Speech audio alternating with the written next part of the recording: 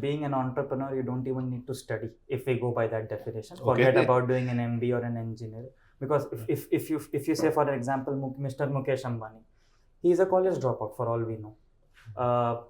The biggest of the entrepreneurs of this country have not gained formal education, so as to speak, due to the lack of resources or maybe due to a lack of interest. I mean, forget about the biggest entrepreneurs. If I were to give an example in today's setting, for example, Nikhil Kamath, who is one of the co-founders of Zerodha, he does not have a degree, so as to speak, but he's running a multi-million-dollar business. So I feel for being an entrepreneur is something that needs to really come from the. Hi everyone, welcome back to the GB Show. In our previous episode, you have heard Ashwin Agarwal talking about the service delivery excellence, entrepreneur scene in India, and product engineering based organizations. Today, I have Ashwin Agarwal, another director from Skillmine Technologies, talking about the vision of the organization and how that organization is delivering service delivery excellence and moving towards the product engineering with the products like risk management, IDAM, and also the data visualization. We will also learn from Ashwin that as a young entrepreneur, what kind of challenges he had faced and how he has overcome that in the duration or the 4 years of experience which he has. By the way, he is going to be the youngest ever guest at the GB Show. Let's hear him out.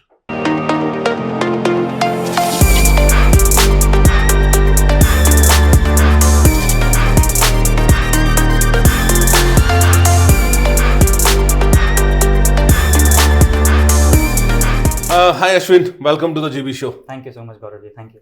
So, I think you have been the youngest one on my show. What Really? 25? Will be 26. Okay, awesome. I think the last I had the founder of Zoron, he's 27, but so good.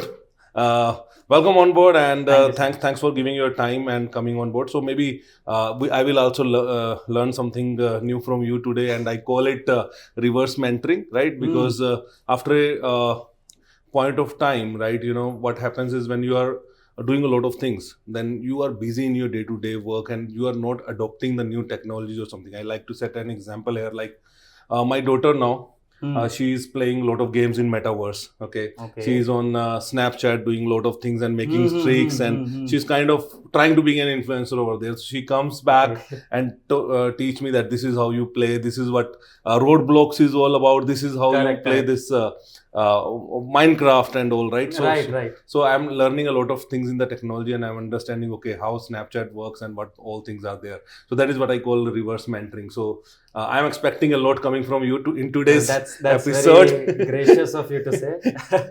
But okay, nevertheless. So, Ashwin, so you done your BTech, and then you been into management, and then you started with the entrepreneurship journey. Right. And I think you have, in between, you have some small time for the jobs as well, which you did, but you chose entrepreneurship over there.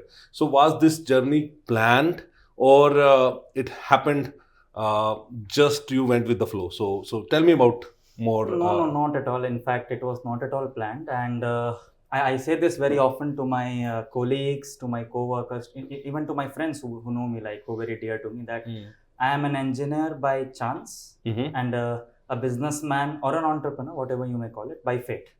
And what I actually mean by this is that because like when I got done with my 12th grade, back then it's been like close to 7-8 years approximately, and at that point of time the mindset was that okay, since you have been a science student typically, so the only two options left are probably engineering or probably medicine. Those were the only two options left. So I was very clear in my mind that medicine is definitely not my cup of tea, and I'm not the person who could slog 16-18 hours for the sake of studying. Probably for working, maybe yes, if there is an incentive attached to it, or should I say an immediate incentive attached to it. But definitely, I mean, I was very clear back then. So that probably catapulted, or probably I got thrown into engineering, if I can say so.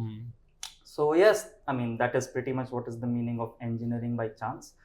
Lack of options around me, and at the same time, I think my father also back then started this whole company, which was centered around tech, innovation, pretty much like it was a tech company. So I thought maybe this would be an appropriate thing to do, that okay, because someday, if not maybe in the near future, I may have to join the company in whichever way or form. So from a futuristic perspective, it made sense back then.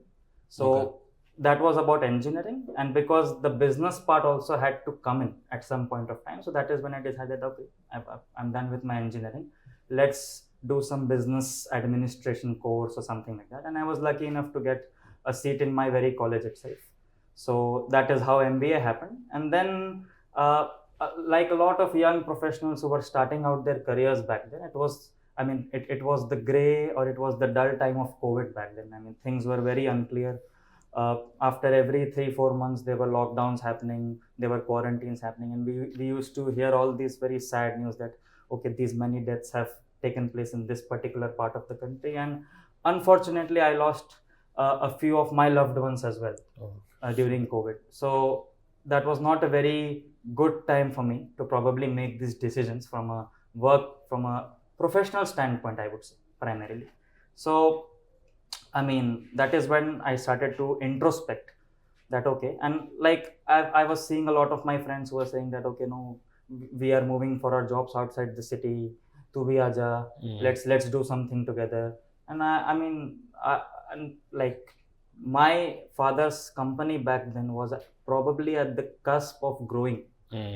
It wasn't really an established name back then as it is now, but it was probably looking at it. So I was, again, as I told you, that I was like on very tight ropes. I didn't know what to do, what to do, what not to do. It was like full confusion. But then I thought that no, I need to pick a side.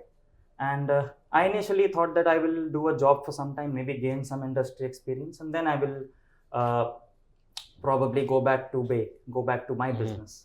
But I mean, I come from a traditional Marwadi Banya family, and like it or not, the mindset is, I mean, they do not really appreciate you doing the job unless and until there is no other option left, probably. Fair enough, and I think And that is what probably brought me to my father's thanks for business. being truthful and talking your heart out in front of the camera. And I think my audience must be loving and looking forward that, okay, what more we can get out of you. But you said that back 7 years. Today also, people think, okay, engineering or medicine, these are the only two options. Still, you think these are the only two options? Not at all. I think so. The generation gap, right? We often speak about everyone from, like, be it a 60-year-old man to a 20-year-old boy. I think everyone speaks about this phrase, which is generation gap. I think the generation gap has shortened with time. Previously, 20-25 years was the period wherein one would say that, okay, the generation gap has kicked in. Nowadays, it's just 5-7 years, I feel, because exactly. 5 years ago, I was a totally different guy in every aspect, as a matter of fact. And today, my mindset, my thought process, the way how I conduct myself, everything. I mean, I can't even relate to the guy I was back then 5-6 years. In fact, I have a younger sister who's 7 years younger to me. I can't relate to her, to be very honest. Okay. She seems from a different generation altogether. So I feel that the generation gap has shortened very much. Okay, then you can actually vouch out for that example which I gave for my daughter with the reverse engineering which I am doing. All the best to you then, catching up with your daughter. And you said engineering, then business, and you joined the business for your father. Like maybe I like to know that how the people in the organization perceived you, because when you see that, okay, your father has set a benchmark, and then you need to be and do a best or better version of you need to be there. Strategically, you need to be there, and then you may be having elder people to you working for you, right? So how was the experience, and do you think the degree which you did in MBA was actually really helpful, or on the ground that was just a paperwork which you just finished, or it was in vague? Oh my God, you've touched upon a really relevant point, and I've got so much to say on this. Yes. But I'll try to keep it as crisp as possible so that only the relevant things go out. So, I mean, coming back to the first point of the question, that how was my joining the company received by my fellow colleagues or my fellow co-workers who were older to me, who had obviously more experience. But so to be honest, they were also very skeptical, like I was, because I mean, apparently that is what it happens in India, right? That, okay, there is a founder who has started the company, and probably during those days social media had just blown up, and there was all this debate about nepotism and all that stuff. That I mean, specifically speaking about Bollywood, I think this was the debate back then. If you might be knowing, since you are from this content creation sector, you may be knowing this. You may be knowing this better than anyone. That okay, if probably Shah Rukh Khan has set a benchmark, why is Aryan Khan getting everything served on a silver platter? He should probably struggle himself. He should make a name for himself, and that is what was pretty much the mindset back then for all of my colleagues, I would say. But one thing I've realized that I mean, if you bring unless you bring your own individuality to the table, and unless you yourself believe, unless and until there is an amount of self-belief, I don't think people will also see that. So you have to bring something which is very distinctive and which is very much, how do I say it? It's very much a part of you, if I can say so. It's not something which is borrowed. It's not something which is derived. But if people see that, I think they start relating with you over a period of time. And I feel you need to give people some time to accommodate. I mean, let's say even if a guest walks into your home, you take your own time to probably get comfortable with him. You just don't try hugging him or whatever it is, maybe, to probably show your affection. So you need to give people time so that a person seeps into their brain, I would say, if I can say so.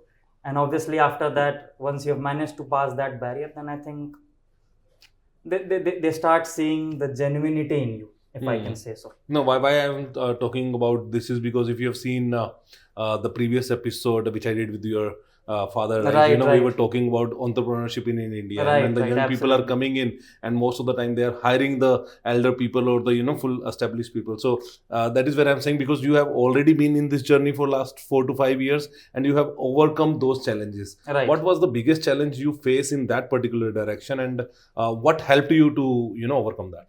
Well, I would say initially the biggest challenge that I faced was confusion. That is definitely there. Okay. And second, I would say the lack of direct guidance, if I can say so, because I was pretty much by myself. I mean, since you've mentioned about the podcast with my father, so he mentioned about two verticals, right, which was services and products. So, I mean, I being someone who had to work, I had this additional responsibility of also operating this company like a business. So one is obviously the delivery part of things, which I think my father spoke extensively about, and one is the business part of things. So for me, I had to probably look at the best of both worlds. That okay, I need to learn and I need to grasp as much knowledge I can, and at the same time I need to make this financially viable with time, so that it also becomes commercialized, it also becomes a business in simple terms. Okay. So this was the biggest challenge for me as to how to probably, how can I say, transform into a business model that can be relevant, because the field of tech is so dynamic that I can tell you from personal experience, the skills or probably the piece of information that I gained probably 15 days ago, unfortunately, it's not relevant today. It's a time span as short as 15 days can actually do a very big change in the field of tech. So my biggest challenge and my biggest fear also at the same time was probably to learn, and at the same time how to make this relevant from a business standpoint, so that it is futuristic. And it obviously, as my father spoke about, that customer is equivalent to a god. So to probably convince the customer as well, I think that was one challenge which I faced in my initial days. But I can say I've gone past that. Fair enough, and I will like to go back to my previous question and that piece which we missed, and that where you said that for the whole journey of 4 to 5 years, where you feel that the business administration course which you did was actually relevant, or it was the whole different ball game when you were actually in the business? Because this is specifically why I want you to answer it for my young audience who feel like to be an entrepreneur, I need to do MBA. So I just want to know that you advocate that or not. No, actually, to be honest, being an entrepreneur, you don't even need to study, if we go by that definition. Forget about doing an MBA or an engineer. Because if you say, for example, Mr. Mukesh Ambani, he is a college dropout for all we know. The biggest of the entrepreneurs of this country have not gained formal education, so as to speak, due to the lack of resources or maybe due to a lack of interest. Forget about the biggest entrepreneurs. If I were to give an example in today's setting, for example, Nikhil Kamath, who is one of the co-founders of Zerodha, he does not have a degree, so as to speak, but he's running a multi-million-dollar business. So I feel for being an entrepreneur is something that needs to really come from the within. I feel no degree or no form of education can probably inculcate that, because entrepreneurship, I think, is a spirit. It's something that needs to come from within. If you don't feel it, you don't feel it. It's as Fair simple enough. as that.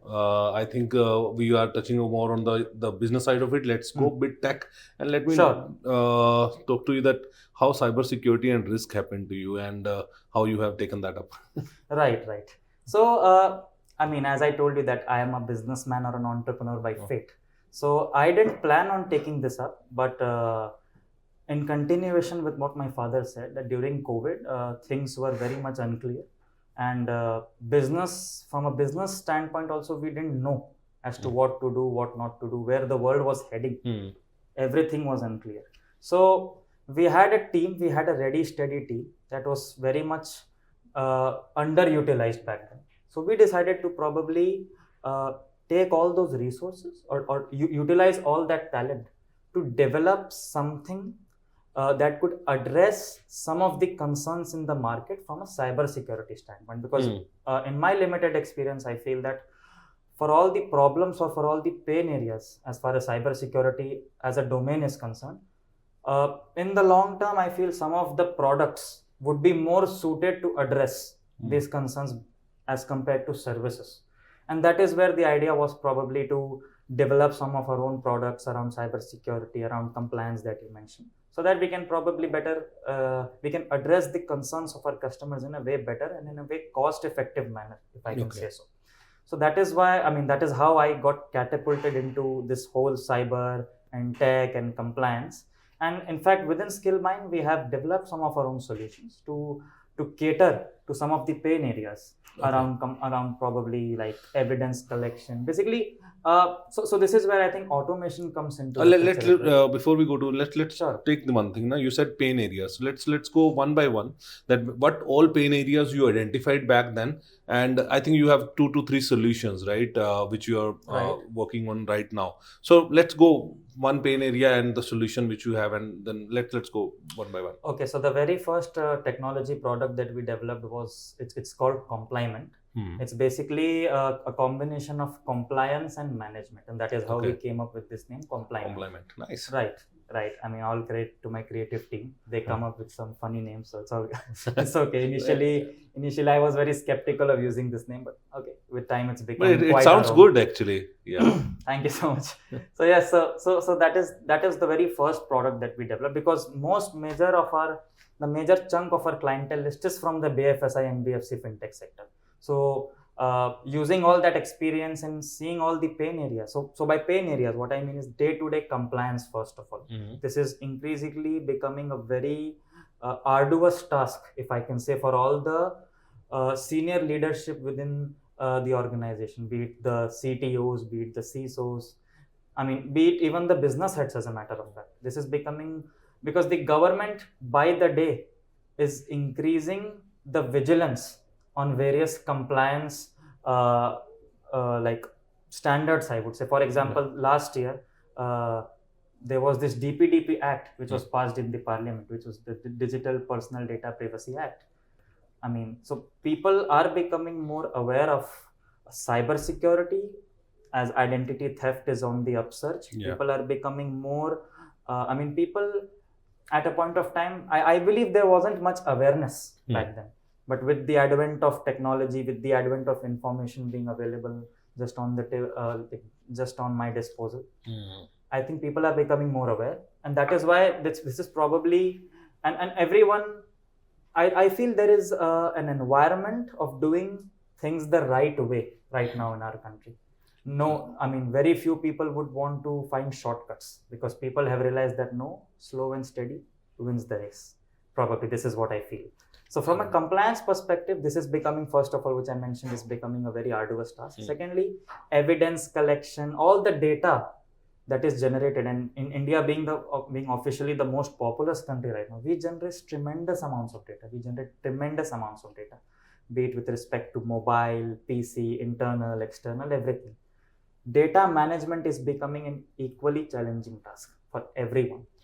And with management, obviously, comes the aspect of, the three pillars of cybersecurity, which is CIA: confidentiality, integrity, and availability. All these things come into the picture. So we are trying to address these concerns from an organizational standpoint through one of our solutions, Compliant. Okay. This is what I would say. Secondly, in the sphere of, as I mentioned, that identity theft and cyber attacks and cyber crimes are on the upsurge worldwide, not just in India. So one of our solutions around that is, we like to call it Auth. The full form is, the full name is a Skillmine Authenticator. Okay. It's basically an identity and access management solutions. It basically does away with the headache of managing multiple login credentials. So as an organization, you may have multiple apps, multiple business applications that you may be using, be it with respect to finance, be it with respect to sales, HR, software, delivery, whatever.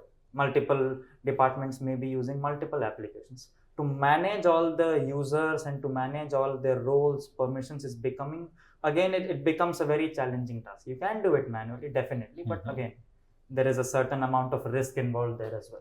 So to mitigate all those risks and to streamline all these activities, I would say, that is where we come in with one of our solutions, Auth, which I mentioned, which does this in a single sign-on and a multi-factor authentication mechanism. And on top of that, it also facilitates authorization to ensure that only the right people have the access to the right amount of applications, so that the information does not fall into the wrong hands by mistake. That is the whole idea. And the third solution that we have is, probably, since I was speaking at length about data. So the third solution is DataV. We like to call it DataV. It's basically an acronym for data visualization. Basically, we collect data in organizations, and probably smaller organizations, when they generate huge amounts of data. And since we are from a services economy, now we are moving towards a manufacturing economy. Everywhere, in all the events that you go, people are probably trying to instill this mindset that, no, please get into manufacturing. This is the future. This is the future. So in that particular sphere, I would say, with a lot of data comes, you're just probably bombarded with data, raw data. You don't know what to do. And that is where our third solution comes into the picture, wherein we collect, we probably take the meaning of that raw data and we give it to the stakeholder so that they can probably take decisions accordingly. Because I believe that these are all tasks or activities that a business owner should not be focusing upon. Let's say if you are a sugar manufacturing unit or a textile business owner or whatever is your business which is non-tech, I think as a business owner, you should be focusing on your main tasks and not these administrative tasks. And that is what we are trying, at least, to address. And that is the value, I would say, we bring to the table through our solutions. Fair enough. And with that, you will be advocating more automation at the workplace? Or do you think, specifically, if I talk about the tools, let's go one by one, the risk and compliance, right? Sure. You think that manual efforts are still needed over there, or it's all automated? At what stage your tool is, or more? Well, that is a very interesting question, I would say. I'd like to answer it differently. So I think a lot of people have a very misguided definition of automation. So the idea of automation is to reduce the amount of manual work, I would say. It's not to get away with humans. It's not to get rid of humans. It's basically, if let's say if a task is getting done in 10 steps, probably what automation could do is it could get it done in 5 or 6 steps in a more efficient manner. That is the whole idea of automation. And automation is something that we ourselves as humans have brought upon. So it's come from us. So, to say that, okay, no, I hear some of these sentences being like, especially on social media, some of these phrases just being thrown away, that AI will eat all our jobs. That's what I'm afraid of. Next host will be AI. Right. So definitely, we must welcome it, because it's everybody also talks about Industry 4.0 without actually knowing the meaning of Industry 4.0. It's just become a buzzword or a catchphrase just to flaunt it like it's a new iPhone, I feel. So it's becoming a buzzword, unfortunately, without people realizing the meaning, as I said. But I personally don't feel that automation can do everything what we want to do. There has to be a combination of human intelligence and artificial intelligence. We need to probably take the best of both worlds, because I mean, if I were to give you a very real life example, we have automatic check-in counters at the airport, right? Since you travel a lot, you may see it abroad, but there is always a human being standing next to the automatic counter. Why is it so? If they were so efficient, what was the need of that human being? It's because we need, for systems and for the desired objectives to be met, we need both humans and technology. Only humans and only technology will not make the cut. And automation itself, a lot of people don't realize this, but automation itself has a lot of risks. There is a certain cost involved. There is a humongous risk involved. If things go wrong, and especially in sensitive situations, you can't trust automation. I mean, you can't depend a lot on automation. Yeah, exactly. When we talk about AI, the compliance will not, go in that direction, because having standards or for AI, the compliance and AI monitoring AI, how it's going to happen, that's been a tough challenge. So there will be a lot of things, or AI need to go a long way. But are you using these buzzwords when you are selling? Well, not really. No, I do not want. You don't say that your data visualization have AI or machine learning or something. I'm very realistic in my vision and in my ideas, and that is how I would like. I mean, I do not want to overcommit. I'd rather undercommit and overdeliver. That is what I would say. I would not like to overcommit and underdeliver. That's just not been my style, to be honest. Okay, and then how you call Skillmine different from the other product providers in the risk compliance or IDEM space? Okay, interesting question once again. So, I mean, Skillmine as an organization is very customer centric, I would say. I know this again is sounds very gimmicky, that customer centric तो हर company है, तो हर company बोलती है, आप ऐसा लग क्या कर रहे हैं? But I think some of the customers that have stuck with us, I mean, they can vouch for it, that ever since the inception of the company, they don't want to leave Skillmine. I mean, we have really positioned ourselves as a trusted IT partner over the years, because we actually add value, I believe. We add value to whatever we have to offer, bundled with competitive pricing. What I feel is that if you're offering value to the customers, and if you're getting the job done in the customer's manner, or if I can say, if what the customer wants you to achieve, if you're achieving it, the customer is more than happy to pay a premium. I don't see, I mean, I hear all these terms like it's a price sensitive market, all that stuff. But like a lot of people, for example, an iPhone costs more than $1 lakh.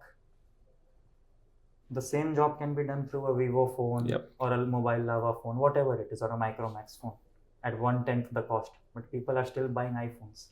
So if you're offering that kind of a service to the customer, I don't think the customer actually has a problem paying as such. So I believe that is where Skillmine is different, is that we add value and we really understand the customer's pulse. I don't think a lot of companies are willing to go down that way. They probably think that, okay, how can we, I mean, is this a large enough ticket size for me or my company to grow? For us, the customer is a customer and we treat him like a customer, more so a god, if I can say so. Fair enough. Okay, amazing. So that was about Skillmine, but let's talk about Ashwin as an entrepreneur. How you see, or what are your next actions for next 2 years? Because if I talk about 5 years, it's gonna long. So how, as an entrepreneur, you see that what are the challenges, or in India specifically, you foresee in next 2 years, and which you think you can overcome, and maybe what are the next steps as an entrepreneur you are looking forward for? Well, I would say the next set of challenges I see, and not just for me as an organization, but for everyone, is getting the right people for the job. I would say that is very, very important, because they will ultimately be the revenue drivers or the business drivers. So getting the right talent at the right place at the right time, that is what I would say. That is the first challenge I feel in the near future, since you mentioned about. So do you think the last episode of your father asking people to be an entrepreneur gonna put challenge for you to get the people to work for you? Not really. I don't think so. Just on the lighter side, I added that. But okay. No, not at all. I think as I told you, entrepreneurship is something that comes from within. Because I mean, since you have touched upon that point, like Bangalore, like the tech hub as we all know it, is famous for like it's virtually the next startup capital of India. And fun fact, as per a data by some of the magazines, I don't remember the name, I'm sorry, but more than 90% of the startups fail, which were started in India. Why is that so? Because they are starting, but as you mentioned, consistency, that is what is needed in the long run. Yeah. If the mindset is to just probably artificially inflate the valuation and just get the money from VCs and just take an exit, then you probably are not in the business to probably serve your customer. You're just in the business to make money. Fair enough. And it was really interesting talking to you, Ashwin. So maybe the last segment which I have for you. Absolutely. Because whatever, the 4 and 5 years of experience, the young experience you have as an entrepreneurship, for the people who are just maybe at the verge of starting the entrepreneurship or looking forward for that direction, maybe they are in college, or maybe they are like me, having 15 or 18 years of experience and want to start because if I say with the age of entrepreneurship, you are 3 years elder than me. Okay. Oh, is it? So I have 2 years of experience in entrepreneurship. What kind of advice you have for those people who are just wanted or about to begin their entrepreneur journey? So whatever you have learned in last 4 years, my audience is all yours. Okay. So hi everyone. I don't think I can actually give an advice or so, but I can just share my experiences, what I've learned over the years. So first of all, I believe that there has to be, you have to believe in yourself at the end of the day. I know these sentences you hear from athletes, from renowned businessmen, but trust me, self-belief is probably going to take you places. This is also like, nowadays there is all this chatter about manifestation, as we all know it.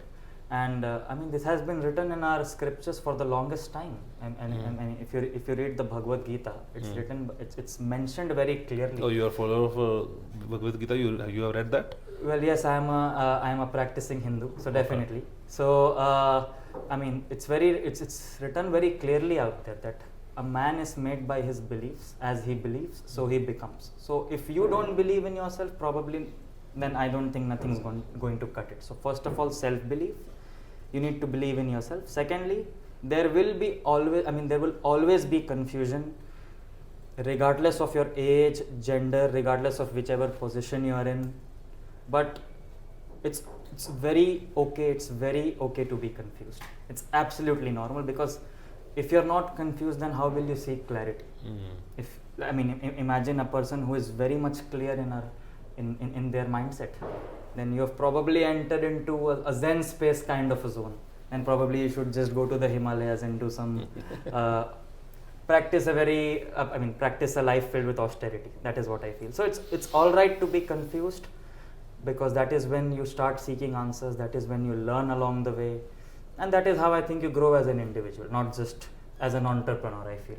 So it's pretty much, and do not get caught into this activism kind of a mindset, if I can say so. I see a lot of my peers getting caught in that. So like, I don't really understand. There is a debate of a 4-day work week and a 3-day work week. People actually give that debate. Yeah. So I feel that if you really value your work, then you should be ready to work at any time of the day, any time of the year. Entrepreneurship is about 24/7. Absolutely. I realized when I quit.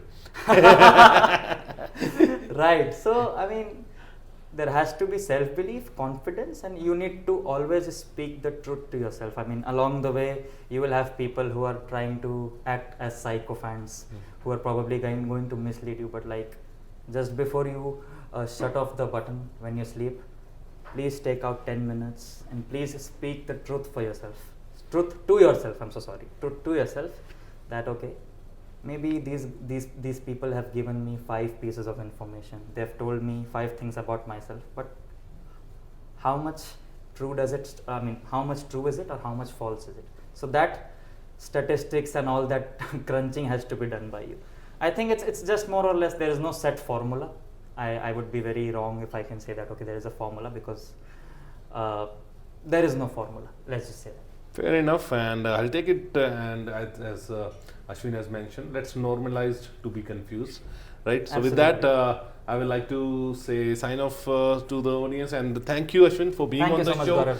Yeah, so it was really great talking to you. And as a last ritual, I have something for you. Thank you for being on the show. Thank you so much. Thank you. It was really insightful. I have learned a lot from you, and Thank you so I was much, being a Gaurav. bit confused, but now I think it's okay to be confused. So, guys, I will see you next Thursday. Till then, be safe. Take care. Bye bye.